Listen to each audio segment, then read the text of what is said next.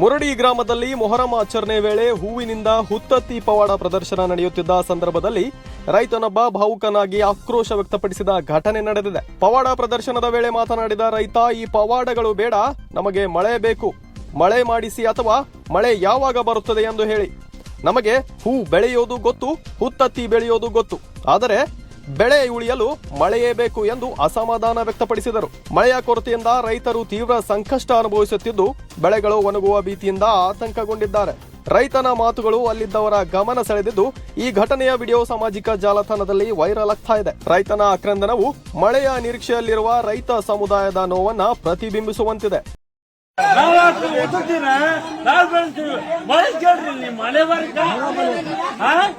ಮಳೆ ಕೇಳ್ರಿ, ಬೀಜ ಹಾಕಿವಲ್ಲಿ ಭೂಮಿ ಒಳಗ ಕೇಳ್ರಿ, ಮಳೆ ಏನಾಗುತ್ತೆ ತಂದ ಅದನ್ನ ಹೇಳ್ತೀನಿ ನಾನು, ಅದನ್ನ ಹೇಳ್ತೀನಿ ಕೇಳ್ರಿ, ಏನಾಗುತ್ತೆ ಮಳೆ ಅನ್ನೋದು ಕೇಳ್ರಿ,